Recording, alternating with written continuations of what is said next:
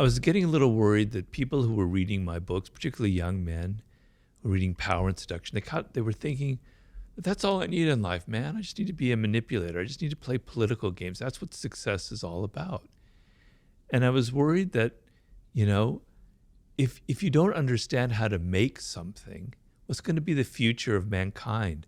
Are bridges just going to fall down? Are hotels going to collapse? People don't know how to make things anymore. We don't know how to use our hands anymore, right? So being able to be good with people is extremely important as a social animal. But perhaps higher up in the hierarchy is being able to do things, to be able to have great skill and to be able to create something and know how to master a subject and to, you know, build something that can last. That's really important. And I'm feeling like because young people, this is back in 2010, imagine now, have this idea that everything comes quick and easy because you can click, click, click and things come to you, that everything in life should be that way, that we're becoming alienated from the human brain and how the human brain operates, because the human brain requires time.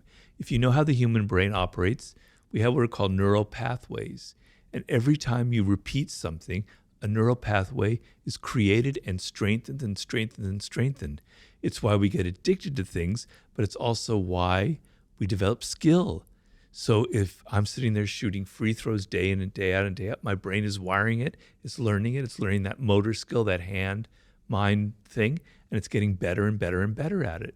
It takes time, it takes repetition to build those pathways. And I explain in Mastery that you reach the proverbial 10,000 hours, which some people dispute nowadays. So it's just a number, it's not a fact.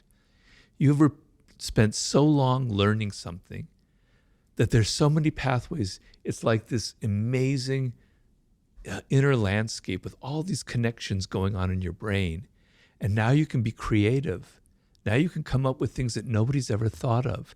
You can play chess on a higher level. You can be Pele on soccer or Lionel Messi making passes that no one had ever seen before because you're not having to think, right? You don't have to think anymore. Your body just does what it wants. Imagine 20,000 hours, which is possible, just people sometimes attain in certain fields.